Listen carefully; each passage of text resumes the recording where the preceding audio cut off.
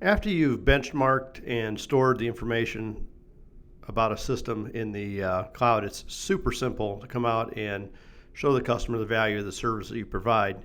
In this case here, we got a system, it's running. We don't know if it's running correct right now. We can see we do have one issue popping up there in the troubleshooting. We're doing about a ton of cooling, huge split, 36-degree split, and about a 7.67 EER. So we definitely have a system that's got some issues. So let's take a look here, and we're going to start a new project, and we're just going to go ahead and pull the data in from the cloud.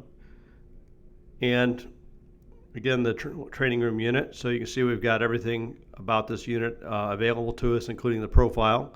And we're going to go ahead and start a new project. And we'll say we're here this time for equipment service, and we'll go ahead and hit submit. So right away, again, all the job information is pulled in, and if we go back to the iManifold now, you can see obviously the suction pressure target is way above where the actual needle resides. Our head pressure looks okay. Subcooling looks out of range a little bit. Superheat looks a little high. If we tap on that triangle up there, you can see obviously we've got a indication of low airflow.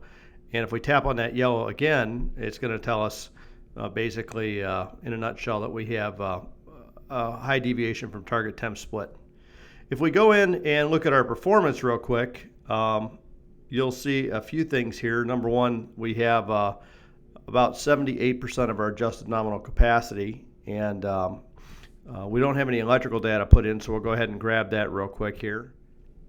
Okay, now we've got all of our voltages and amperages recorded off the machine, and this is about the only thing we have to record manually, or we're doing in this case with a redfish meter. We'll go ahead and hit submit, and now we have a calculated EER. Now, obviously we want to show our customer the value of the service we provide, so if I go into projects and reporting here and I capture this as a test in measurement, it's going to pull in all that data about that current performance. So you can see we're operating at 76% of our rated capacity, low sensible cooling, low latent cooling, our airflow is low. In this case here, we have actually an extremely plugged up filter. And so now I'm going to go ahead and correct the problem, and then I'll show you how we'd use this information to provide a really cool report. Okay, so now we got an entire new set of electrical data, and let's go ahead and we'll capture our report. So I'm going to go ahead and capture our measurements out and just overwrite the ones we had here, and we'll see how this actually, how much money this would actually save. Now we're in an area here, just to show you this here, we're in climate zone 5, so we're not in an area where cooling is going to run a lot. We're about 800 hours of runtime. You can see down here as estimated annual usage, and it pulled up a rate at $1.25 an hour, and this is all based off of our geolocation. Let's see how that impacted our savings.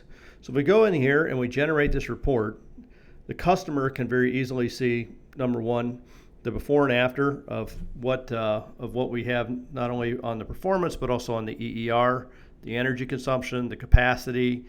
The operating hours are reduced now, so that equipment's going to last longer, and there's an annualized savings to the work we've done. Getting this airflow corrected is not going to make the home more comfortable, but it's also going to run a less amount of time to satisfy the same load, and we're going to see some electrical savings there. So you can see this report is an extremely powerful way to show your customer the value of the service you do. If we were in another climate zone, like if we're to take this same situation here, and I'll just show you this, I'm going to edit my hours, and let's say that we're somewhere in, let's say Memphis, Tennessee at 1,500 hours, and we'll submit that same data and regenerate that report. You'll see that the savings go up substantially, $116. If we were in Texas and even did this one more time here, and Texas is about 2,800 hours of runtime, so we'll take that back up here to 2,800 hours and hit submit, and we'll just regenerate the report again, and you can see that now our annualized savings would be about $217. So in areas where it's hotter across the country, obviously the service that we do provides more annualized savings, but either way the comfort for both customers is going to increase substantially.